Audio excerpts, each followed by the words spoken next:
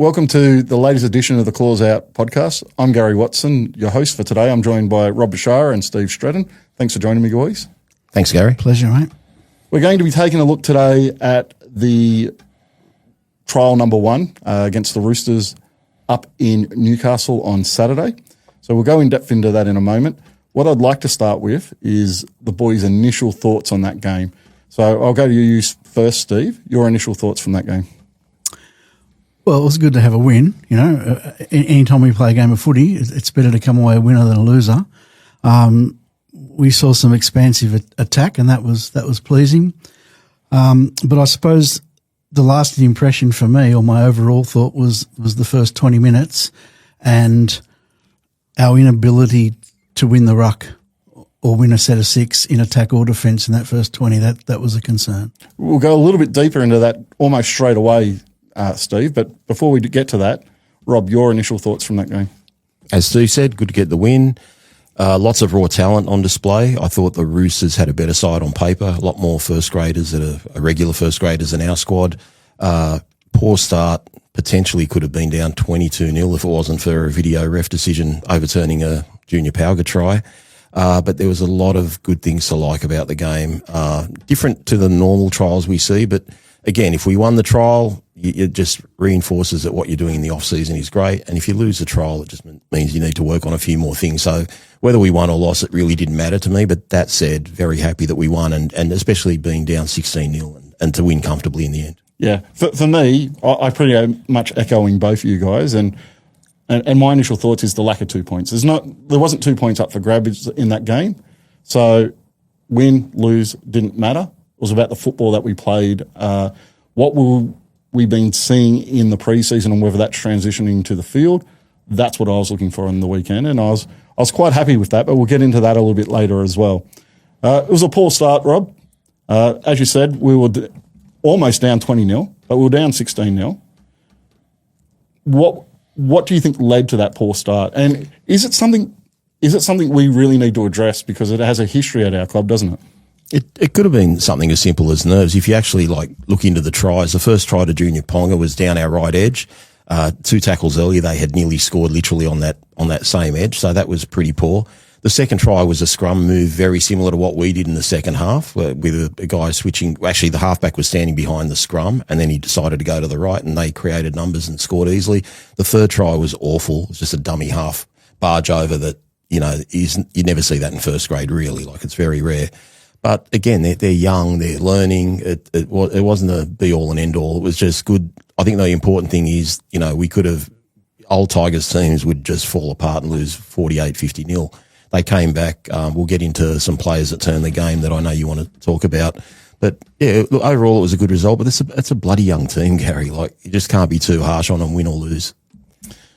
Rob's right. It was a young team, but this sort of start was very evident last year. It's been a history at our club. You used it in your initial thoughts, Steve.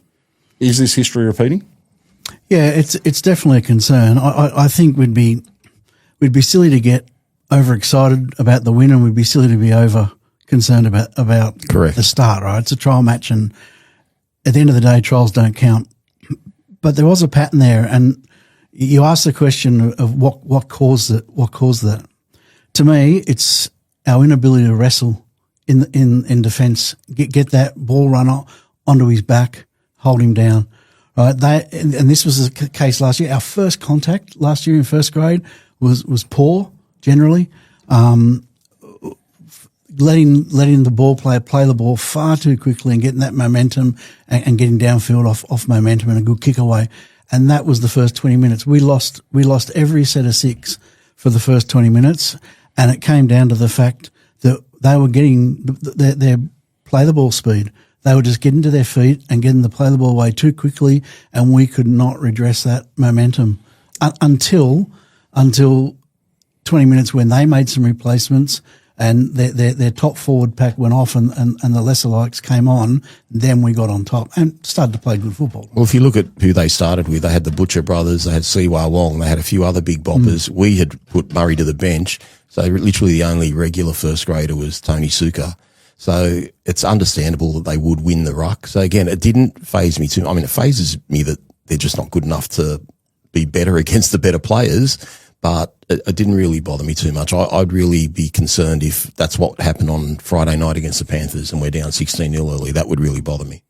Steve, you and I went out to Concord a couple of weeks ago for the coaches' night. It's an elite membership night.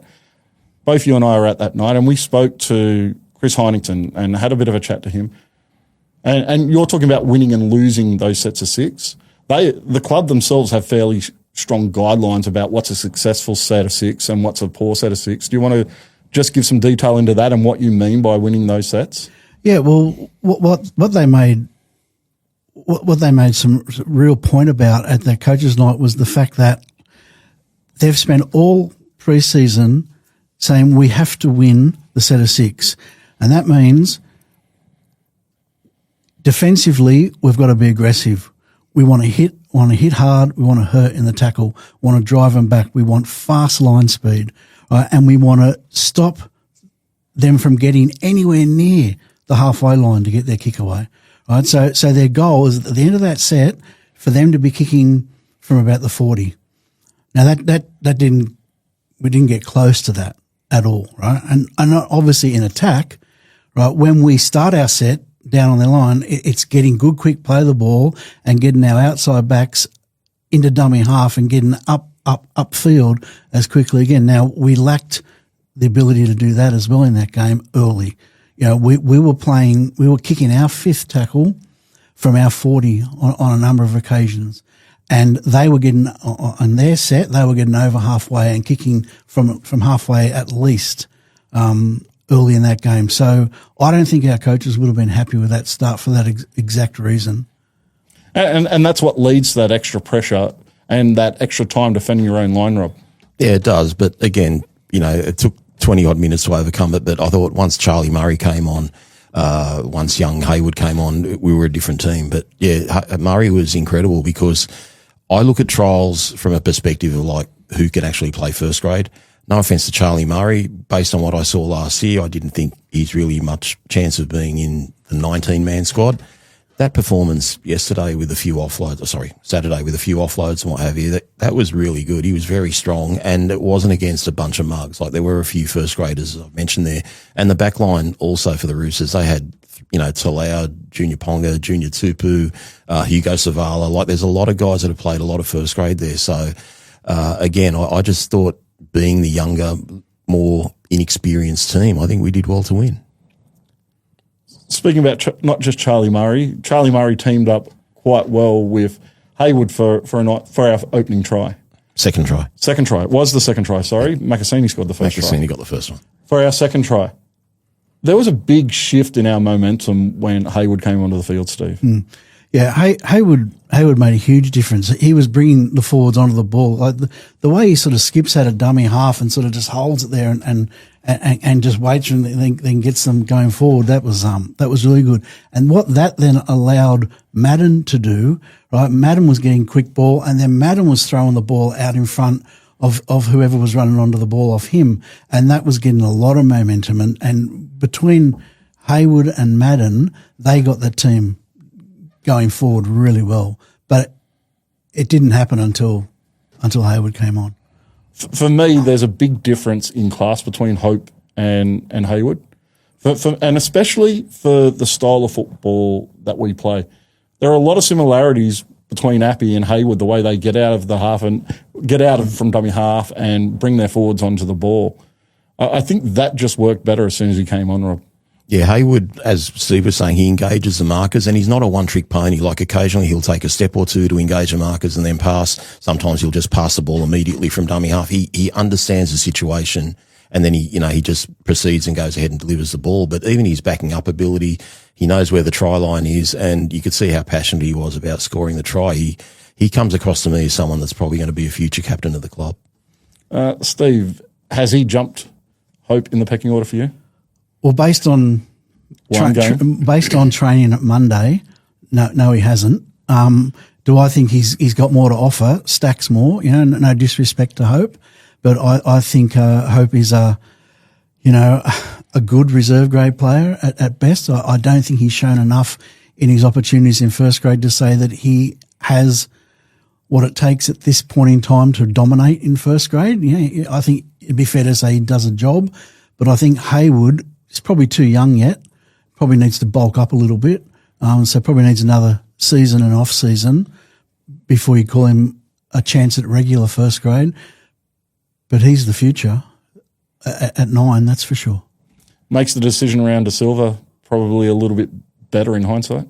It's not even a concern for me. I've got so much faith in Haywood. I think I told you guys privately, I saw him a few years ago in Harold Matts only for 15 minutes, and then he came off injured, and I was just absolutely impressed by that, by him and another player actually that day. But the thing about that day was we were getting pumped by Cronulla in Matts, and it's very hard to look good in a defeated team. And just in the 15 minutes he played, he was brilliant. So I think the future's really bright for Haywood. On Hope, I'd love Hope to watch his cameo in the trial last year against Parramatta. I don't know. He has not produced anything like that form. If watching him there live and being metres away from him, his passing was crisp. He knew when to run from dummy half. He got us going forward. It just seems like he's overawed when he actually played for real competition points. So hopefully Hope can do a little bit better, but yeah, I don't think he's really first grade from what I've seen. Yeah, I was really impressed with Haywood's ability to get his runners onto the ball. Not just the forwards, though. I thought his balls out in front of Madden really got Madden going straight and direct, which kind of opened up the rest of the back line. Rob, Madden was probably, in my opinion, the best player on the field on Saturday. We'll get into man of the match later, but I think he pips Murray by a nose. What was it you liked about his game on the weekend? I just loved he gave us structure. He in everything he did, whether it was a cutout pass, whether it was getting his forwards on the front foot, whether it was a kick when we needed it, particularly when we were down early, he put a kick into the right hand corner, that was perfectly weighted. He just knew his role, and I think that's something we've been missing in the reserve grade team. I think given we're going to need a couple of injuries for Jock to start in first grade, hopefully that's not going to happen. So I think having someone who's really above cup standard and can handle himself in first grade, I think having a consistent halfback like that is going to be so good for the team below us, because there's nothing worse than, in previous years, you've got Brent Naden playing halfback or 5'8" and just blame, and who cares? It was like a who cares attitude. We'll just, whoever plays where, it is what it is. I think we just need a little bit of stability in that lower grade. So that the reserve grade team plays like the first grade team, and then when they go to first grade, they kind of know how the system works. But Jock, on that performance, he could play first grade. It was excellent. Steve, for people who haven't listened to you for as long as I have, you've listened to me.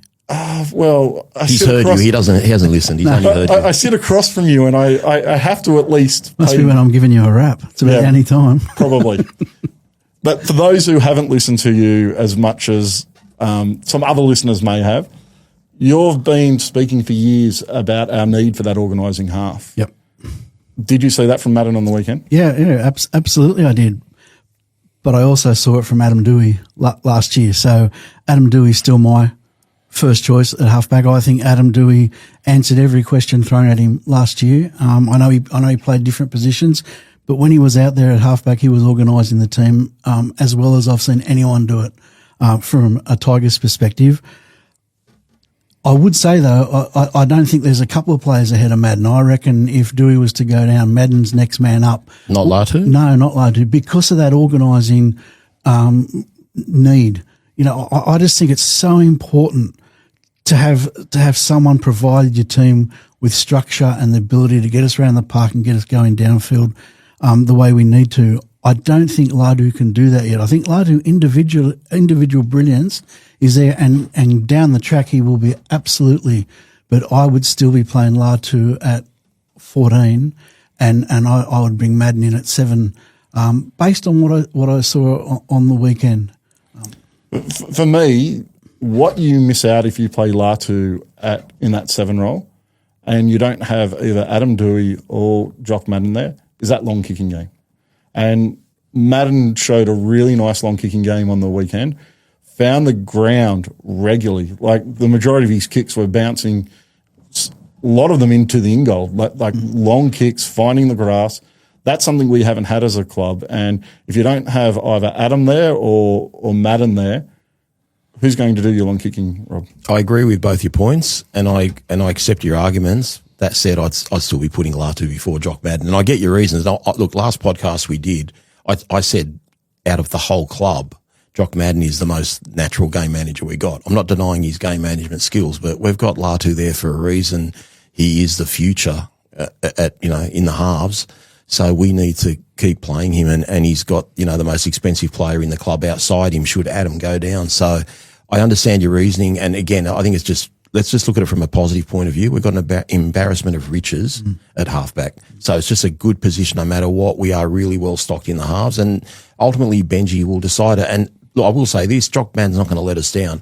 But if it were me, if they're all fit, Adam goes down, and then you got a choice between Latu and Madden. I think if you don't play Latu, he might be thinking, well, maybe this club doesn't believe I can play halfback, and he'd look somewhere else.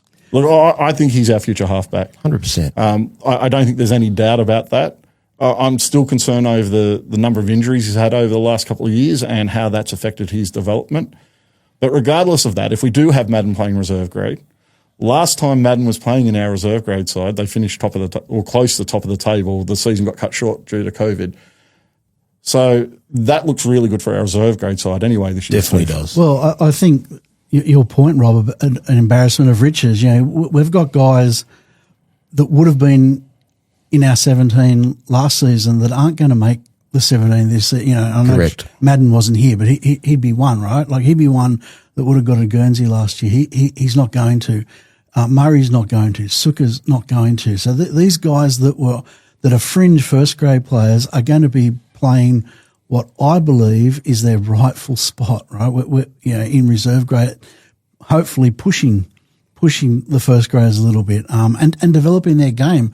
Like, who are we to say that, Murray hasn't got it or Hope hasn't got it or Suka hasn't got it? Man, I suppose all we can say is they haven't got it at the moment. And maybe the fact that they're not going to be rushed through in first grade, they're going to get time to develop their game in reserve grade is going to be good for them, right? Well, I thought Murray didn't have it, but based on Saturday's performance, I think he might have played himself onto that bench. And in terms of having a 6-man bench, given Latu's not going to be ready for the start of the season, I think we can afford to carry Jock Madden on that 19-man bench, even if he doesn't get a run, just in case one of the halves gets injured. So at training on Monday, Gaia was in the black train, so he's jumped both those blokes, I would say. Wow. Maverick Gaia, yeah. That's interesting. Which may also be the reason he didn't play on the weekend. Yeah, I think he had an injury because the week before at training he was just doing individual drills up and down the field himself.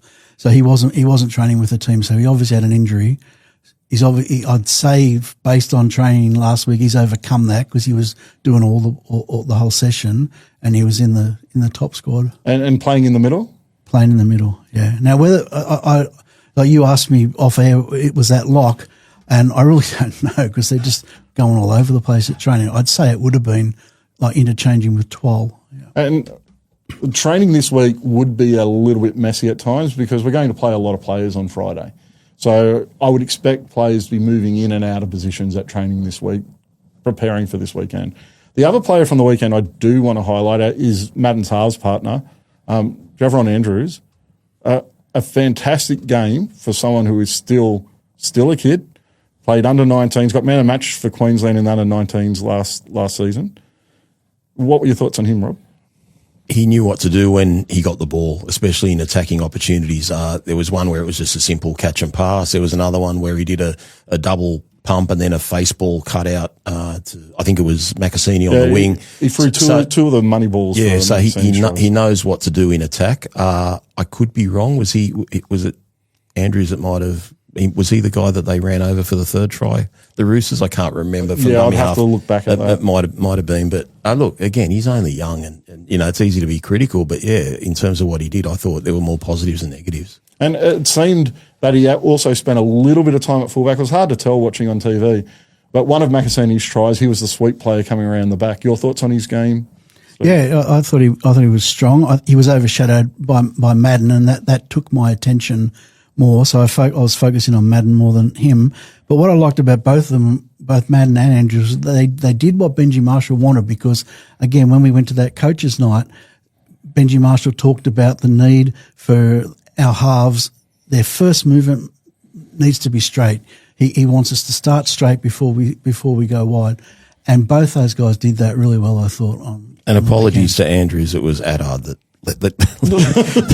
so, I correct myself while So he had we're doing this. better game. So he had a better game than I thought. But no, again, it's hard when we're not familiar with all these players and you think, oh, that was a good tackle or that was a good run. And who was it? Number 20 or number 15, whatever. And you go look up to see what their name was. It's different. Like we just don't get used to that. And that's another reason, changing the subject, why I'd love our New South Wales Cup games mostly to be before our first grade. So, who the hell is coming up and, not to have to go to a different ground to watch them. Mate, I'd like them to wear numbers at training too. That'd be really helpful.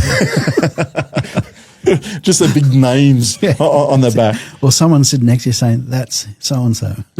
Speaking about that nice and direct play, Steve, I really like that, the way Madden on the weekend was actually biting into the line, but then feeding out to Andrews. I thought that combination worked really well. Yeah, and not just feeding out to him, but getting the ball right out in front of him and getting him to run onto the ball. Like you can't underestimate what that does to a backline movement. When your first pass is out in front of the next receiver, who's then moving at pace to take the ball, and then the whole line moves with them. Well, the reason we've looked clunky in the past running those plays is because the ball's not crisp.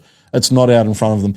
And it's skewed. Correct. It's diagonal. And that sweep play where Andrews came around the back, when Madden threw that ball, I thought there's no way he's actually getting to that. It seemed a mile out in front of him, but he did a great job getting to that. But he did what you said in those first couple of tries. So Macassini's first try, he dug into the line before it got to him two passes later, and he also did it from the scrum play when he gave it to Denninger.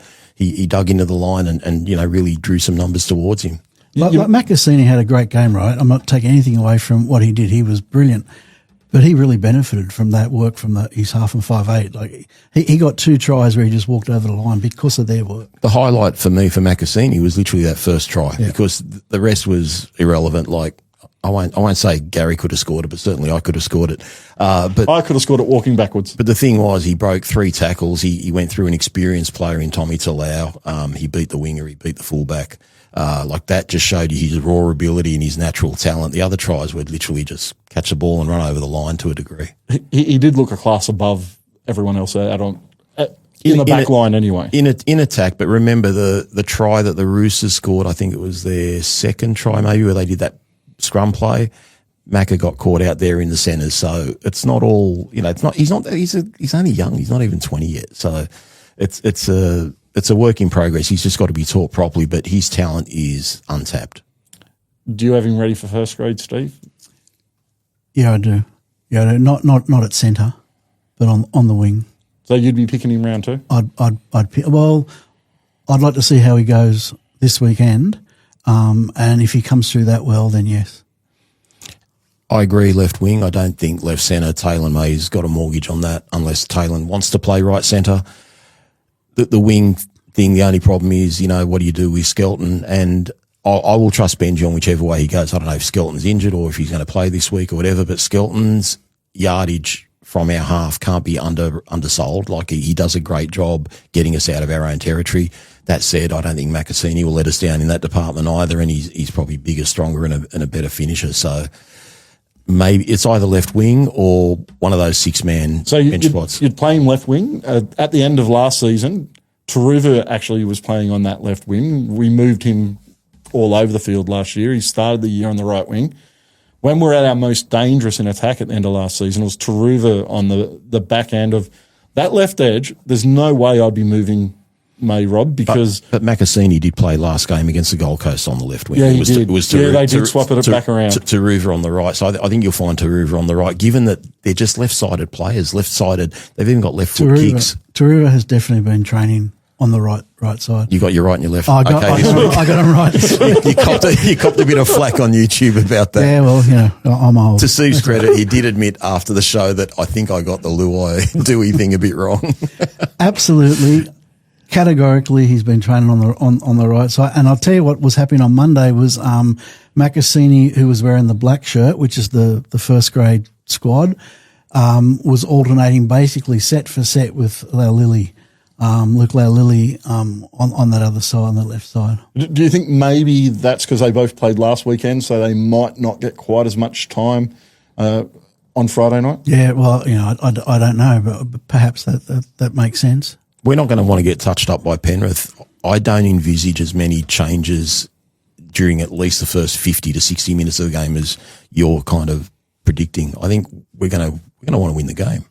And I think Penrith will be playing the bulk of their players for the first 50 or 60 minutes anyway.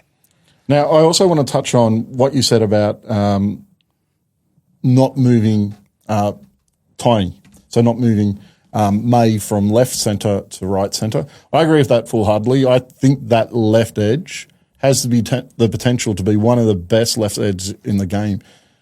Would you consider moving May at any point? No, if it's not broke, don't fix it, right? I would be leaving him there. I know Benji at the coaches' night said to us that there's no way he's moving from that left side. But I will say at last week's training, he was left he was left side the whole time. But previous to that, now Benji may have scrapped this idea based on what he said at the coaches' night. But 2 weeks before that at training, absolutely Taylor May was on the left, and then Macassini was coming into left centre, and Macassini was going across to the right, and Toa would drop out. Now, whether that was just in case Toa isn't right with his shoulder, and they've got something in place in case he has to go off, I don't know. But that was definitely happening a couple of weeks ago, but didn't happen this last Monday. Yeah, you have to imagine if Toa goes down, you're not going to leave Macassini out. So Macassini or May have to go to the right. It's a no-brainer. We don't have another centre there that's first-grade quality ready to go. Another highlight I just want to mention from the game as well is Tino Tavana's try out on the wing. His acrobatic try, one of the best acrobatic tries I think I've seen from a player at our club.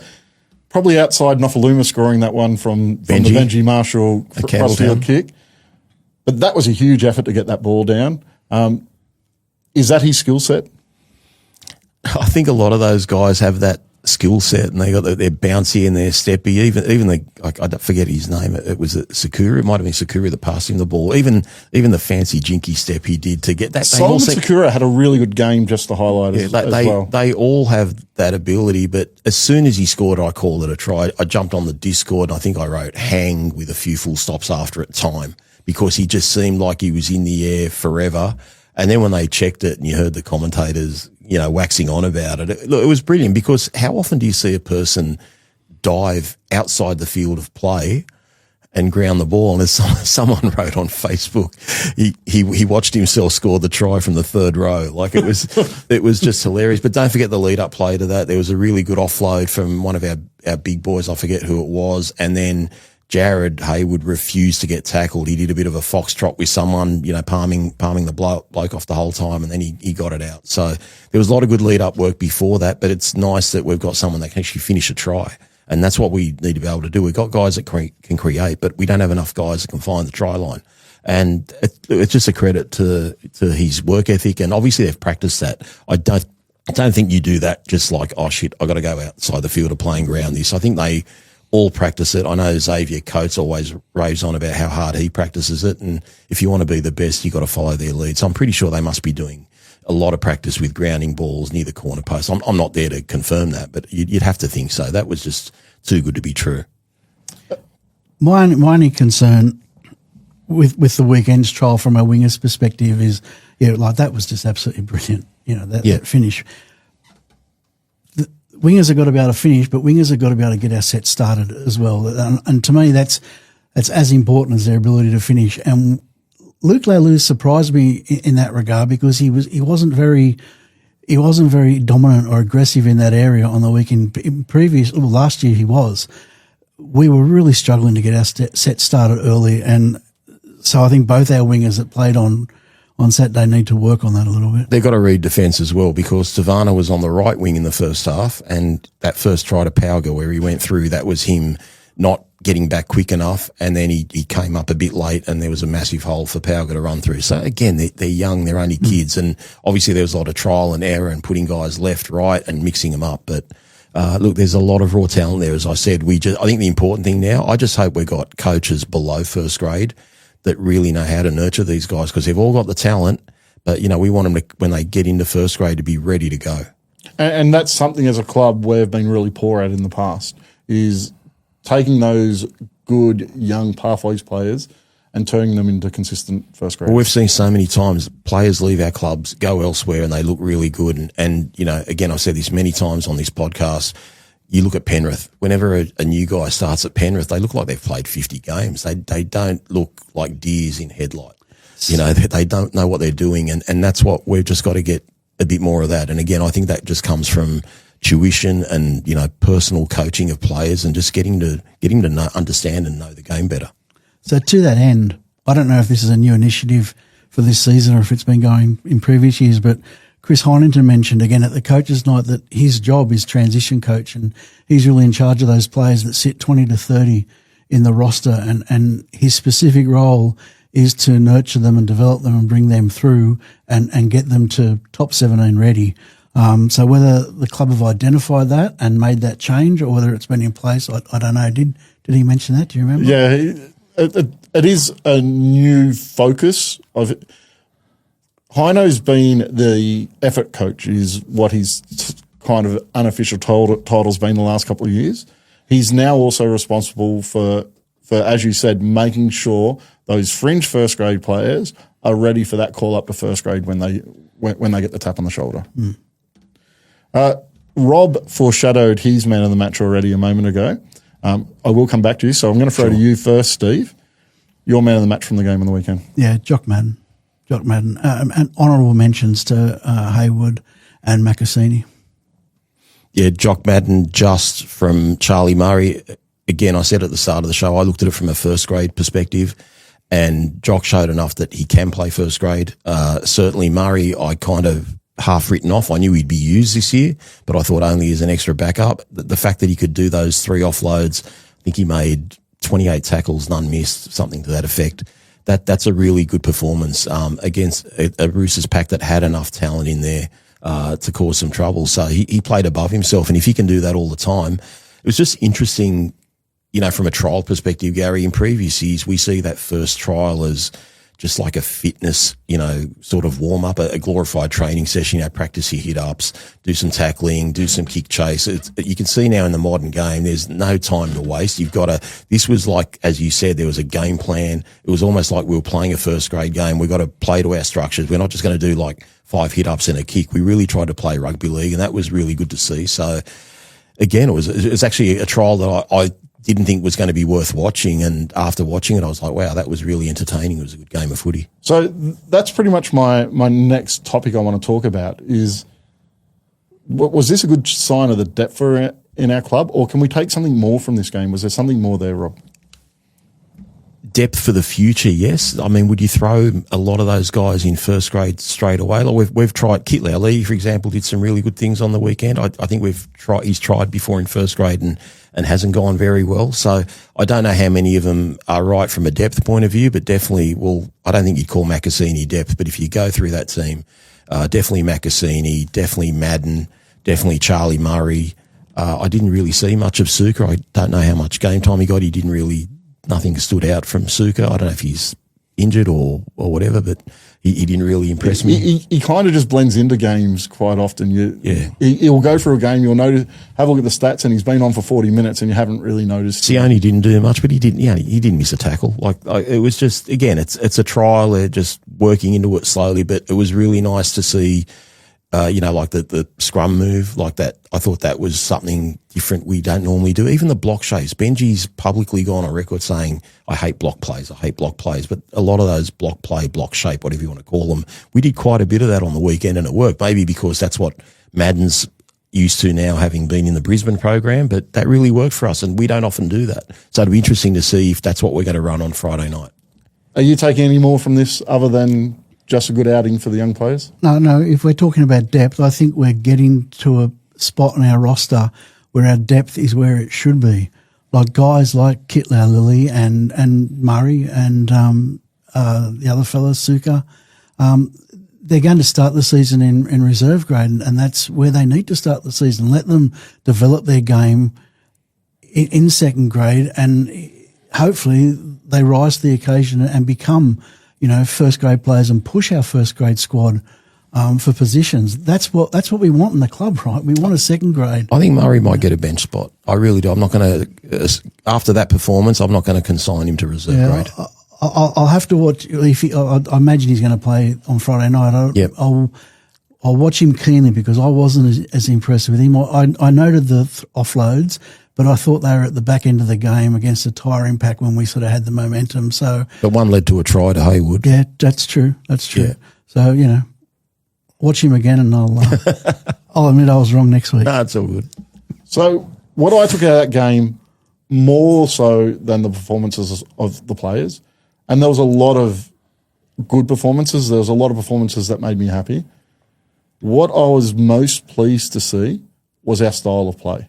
And there was a clear game plan. Rob, I don't know how many times we spoke last year, both on this pod and on other pods we've been involved in, saying, I don't know what the side was trying to do today. And I thought what I saw on the weekend really showed an attacking style that we look to have this year. I thought our shape and our block plays looked really nice. And it's quite obvious they're all plays we've been working on all season. A lot of those long kicks from Madden were coming on the fourth tackle. So we were getting up, once we started to get that momentum and we were getting up towards the 50, he was driving it long and hard and into the corner. That's game plan. And my biggest criticism of Benji Marshall as a coach last year was a lack of game plan. I could see a game plan on the weekend. To be fair, though, Gary, Benji has admitted they were still trying to find their footy identity all of last year. I mean, it doesn't give you hope when he says that they're still trying to work it out. But it was a fact, as we've mentioned many times, it didn't come till 3/4 of the season that we decided Adam can play half, and he's a bloody good half. So we're still been trying to find our style. But again, doing what we did on the weekend, there was more purpose. Definitely last year there was a clear commitment to defence, even though we didn't defend the way we wanted. We've been resilient for a couple of years. So the defensive side of it, I can see what we've been trying to do. I think attack-wise, we've tried to base ourselves a lot like Penrith and just hold the ball, just get repeat sets and just try and work teams over. It doesn't suit us as much. I mean, it's worked for Penrith for many years. It just doesn't suit us as much. I think we've got enough strike power in that back line to really do some damage. So it was good to see us using the ball. And the other thing too, I don't know if you noticed this, Steve, we didn't shut up shop when we were 6 ahead or 12 ahead. No. We kept going ahead, and I think we got to 42-22 before. To be fair, the Roosters, the way they finished was disappointing. They scored a try and they bombed a try in full time. So I don't think Benji would have liked that last 4 or 5 minutes. But the fact that we kept playing footy and we didn't go into our shell, I thought that was really important too. Are we starting to see Benji Marshall's fingerprints on this team? Yeah, absolutely. And we saw on the weekend what we've been seeing at training too. So that they've emulated what they've been trying to play on the training paddock. What we're seeing now is a team that wants to spread the ball, get it to the edges. Like, let's face it, our first grade team that'll run on the field on Friday night has some of the best attacking options on the edge in the competition. Really, I don't think I'm overstating that. Like, we are strong from an attacking perspective out wide. So obviously our game plan wants to get the ball to those positions early and give people time and space. We did that on Saturday. I'm hoping to see it on Friday. I will temper it a little bit and just say, to play that style of footy, we need to win the ruck, and that's been our Achilles heel for years now. And so hopefully we were losing the ruck, we addressed it, we got on top and won the game and kept playing, as you said. So now I want to see that on Friday against a good opposition. But all I would say to our supporters as well is, don't get disappointed if it all doesn't look like what we saw on Saturday, because we are playing the benchmark for defence for the last 5 years. Like, Penrith are a great team. They're going to take this trial seriously because they're playing obviously in round one, which we aren't. So, if we only get 12 points or 18 points or whatever it is, don't take that as like, our attack still sucks. We're playing against the best defence. So if we actually do really well in this trial, there will be cause for me to get overexcited because, as I said, we're playing one of the best teams. They were up 16-0 against the Broncos in the prelim final last year. They could have won 5 comps in a row. So we are playing the benchmark, and yeah, a good performance this week will really be a good sign that we're in for a big year. Rob just mentioned Penrith Steve. And one of the trademarks of Penrith over the last 5 years of their great run of football they've had is that players come into the side and they know their role, they fit their role, and there's not a massive downgrade when someone comes in and replaces them. That's through having systems and style of play throughout the club. Now, we saw a style of play from pretty much our reserve graders and some of our flag players on the weekend. Are you expecting to see the same style of football from that first grade team when it runs onto the field on Friday night? Yeah, absolutely. I am. I know we've had a discussion about, I wonder if Benji will hold them back. I don't think he will. I think it'll be what they've been training is what we'll see. And I will say when I watched them on Monday, I've never seen them look so crisp. Like Luai especially, he was amazing. Like, one of my criticisms of Luai in the past has been that he tends to run around in circles and he doesn't seem to know where he's going. He's just looking for that opportunity, for that hole in the defensive line. Whereas what I saw from him in particular, and the whole team really, they were really on fire. The passing was just succinct and right where it needed to be, and they were so focused. It was a really fast, high standard training session. Inject our top 17 into that style of play. How do you think that style of play will work for us, not just this Friday, but going into this season? Well, you got better athletes because they're first graders, so it's what we saw on Saturday at a faster pace, with better quality, with better hands, with better precision. That's what I'd hope to see. The one thing I want to see this week is, you're going up against a great Penrith defence. When we're in the red zone, how does our attack look there? Are we going to be ultra patient, rely on grubber kicks and kicks? Are we going to run the ball in the last tackle? Have we got some set plays there? Is a lot of it going to be based around Appy, or is, Adam or Jerome going to do something? I'm really curious to see what we look like inside the red zone. I don't think we've got any problem scoring tries from outside the red zone. I think, from halfway, we've seen we can score some great long range tries, because you've got more room. But when you're getting against a good team that know their defensive patterns and systems on their own try line, and they're happy to concede a penalty, it'll be interesting to see how our attack looks against that. Our Achilles heel for the last 5 to 10 years has been that red zone attack, that attack in the 20 metres that Rob was just mentioning. From what you've seen, training, the game on the weekend, are we better equipped now to break down defences, especially a defence like Penrith on Friday night? Well, I don't know about Penrith on Friday night. I was just thinking as Rob was talking, I want to see them. I want to see them be patient in that red zone. I want to see them grubber into the end goal and get repeat sets. Now, Luai's got one of the best short kicking games. He sure does. Yeah. Now, we mightn't see the benefit of that on Friday night because Penrith don't tire, but the majority of teams in the NRL will. If we can get 2-3 sets on the opposition line against most teams, we will then have the attacking ability to break it down and score. I reckon we want to watch for Buller. They were doing some nice moves with at the scrum base, with Buller going from right to left and creating numbers. So they're obviously looking to create 3-on-2s or 4-on-3s, get that extra man. And I reckon we'll also see Buller, like we saw at the back end of last year, as a weapon chasing the kick. We saw an outstanding season from Casey McLean last year. That challenge for Stafford Toa this week, if he does start at right centre. Again, we're recording this at lunchtime Tuesday, so we don't know what the team named is going to be. But that, to me, is one I want to watch, because McLean had a really quiet game in the All-Stars game on the weekend. He really didn't get many opportunities or much ball, and he's literally their strike weapon out wide. So that'll be a really good test for Toa's shoulder and see what he's like defensively.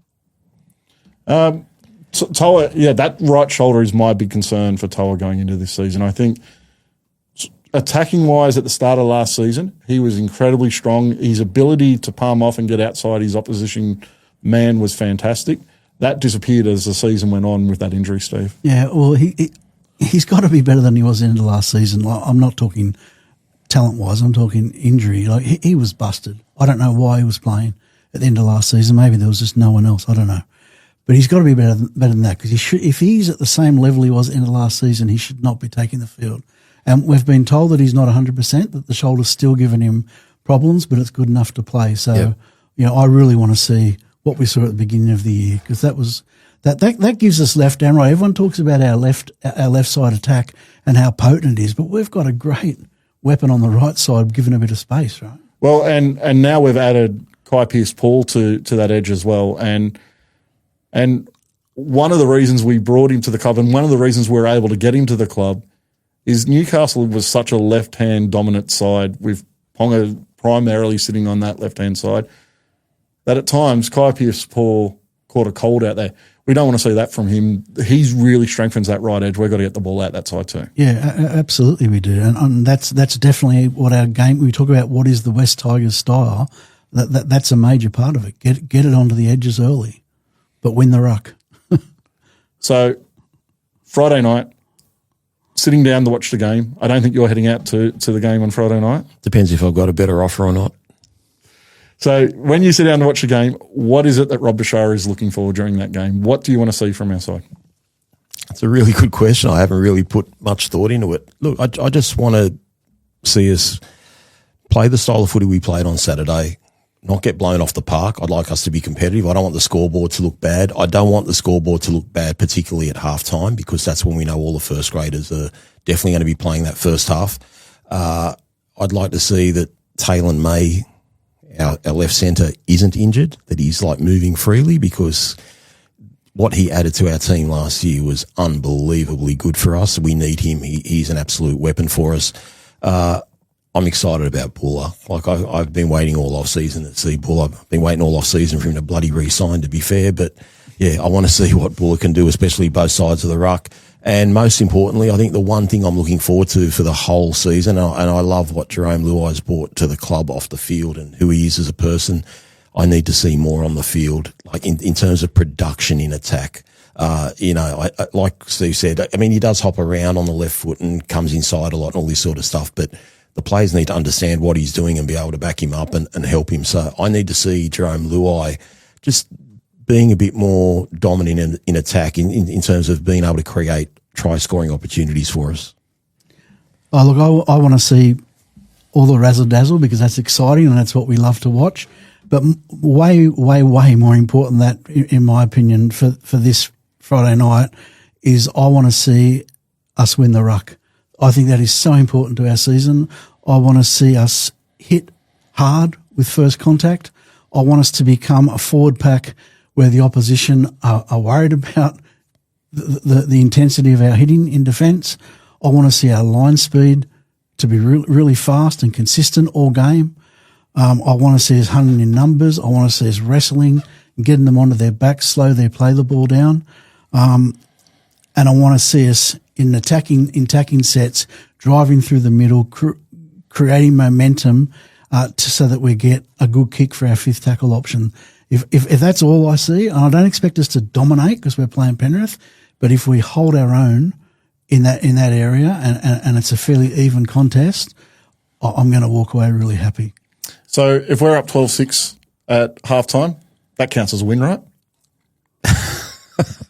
Pre-season wins count as a win for us, don't they?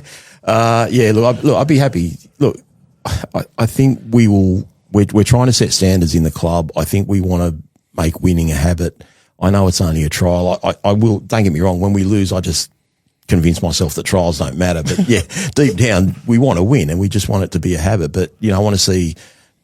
Number one, I don't want to see any major injuries. That's absolutely number one in any trial. And the good thing about last Saturday is we got no injuries. But just in terms of style of play, I mean, they're not going to put the accelerator down at 100 miles an hour first game. They're just going to get through their sets early. Appy will be taking control of the yardage sets, getting us out of there. But I'm really curious to see what we do in that red zone. That means a lot to me. I'm excited about Kai Pearce-Paul because he does have that offloading ability.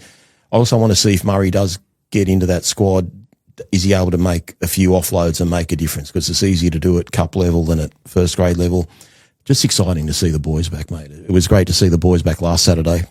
I was really impressed with Royce Hunt the other night in the Indigenous game.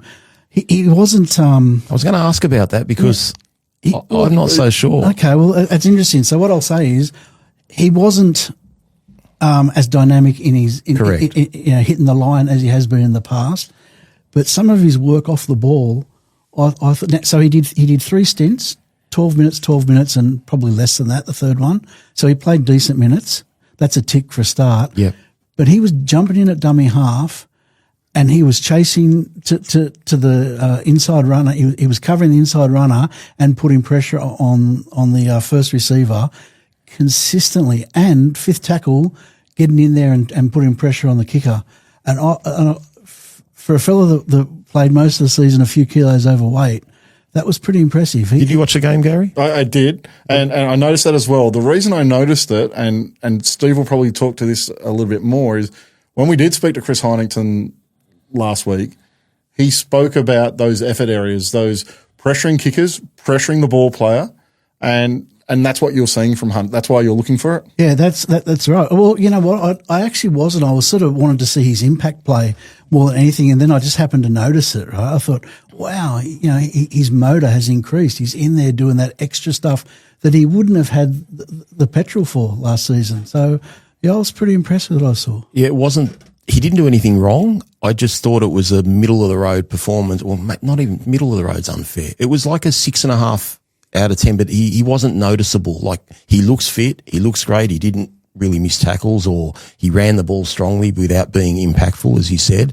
But Royce Hunt's the sort of player we got as a wow factor guy. If we lose a bit of that wow to get a few more minutes out of him, and just, for want of a better term, him just being a more solid player, I'm happy with that. But it wasn't a performance that he did against the Gold Coast at the end of the year, because he's capable of a 9 out of 10 and he's capable of a 3 out of 10. And I think what we saw on the weekend was more a 7 out of 10. So I wasn't disappointed in him. I was just surprised that he didn't have the impact in running the ball that he did last year at times. Speaking of impact, we've spoken about what Kai Pearce-Paul will bring to the club throughout this conversation. The other guy who's come across, who's probably going to get some decent game time this weekend and is a good chance of making our bench come round 2, is Bunty Afoa. Well, what do you think you will see from him? Well, from what Sean Mellencamp told us at the seminar we went to a few weeks ago, he's the guy that's impressed the rest of the squad the most. He's training the house down. He's looking $1 million. He is dynamic. I know when we've seen him at his best, he's really, really good. Being at a new club and a new environment and wanting to prove yourself, I think he can only be, he's better than bad. Like, he's not going to be bad. He's going to be better than we expect. So, I'm really looking forward to it. And plus, he's never going to start. He's always going to be that impact player using short stints off the bench. So I think he'll do well for us. So on Monday at training, Terrell was in the orange shirt. He wasn't in the starting 16. So I don't know what that's all about. I don't know how much time they're going to give him. But the reason I mention that is because Bunty Afoa was in the black shirt and in the starting 16, and he was leading the pack. He was leading the pack with line speed, with enthusiasm, with communication. He was really fired up. So I would say he's been given a message to go out there and, he's an experienced player, get out there and play like an experienced, Apex prop. So at that coaches' night we went to, Steve, I had a chance to speak to Benji, and we were very lucky. Benji gave us a lot of time at that night. I asked him about Bunty, and he said that Bunty called him. So this is before he was signed. Bunty called Benji, said to Benji over the phone, I've read your book. In your book, you say that when you didn't have anywhere to go, you called Wayne Bennett and asked for an opportunity, and Wayne Bennett gave that to you. Bunty then said to Benji, I'm calling you for that very same reason. Now, he's come to the club. He was 130 kilos when he got to the club. He's down to 116. So he's put the work in over the off-season. Steve, you're saying he's working hard at training. They're really positive signs. Benji also said, the other thing he said about him is he's a forward leader that we've been looking for. Yeah. Yeah, and that was apparent at training on Monday, absolutely. He was definitely the lead. Like, they are training the house down. Like, I know I'm carrying on about it a bit. It'll all mean nothing if they get smashed on Friday. But we'll be blaming you too, Steve. Yeah, but he is doing that, and he's fit. right? They all look super fit, right? Most of them look super fit. And I think we'll see that on Friday night. I think we'll see a fitter team that they're raring to go. I think Bundy's going to have a huge season. I've said before we're missing that prop leader with a fitter Royce Hunt, with Terrell playing the way he did last year. If Bunty Afoa can play at his best, I think we're pretty close to having the tight forwards, those middle forwards that we need to do well in the comp. So that trial's at 8 p.m. Friday night at Leichhardt Oval. I'll be getting out to the game. I know Steve's going out to the game. We'll work on Rob and try and get him out there as well.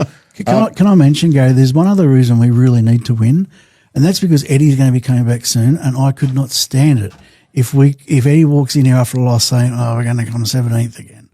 Yeah, well, mate, it's just constant from Eddie. So, yes, we do need a win just to keep Eddie off our backs. That's not all for this channel for this week.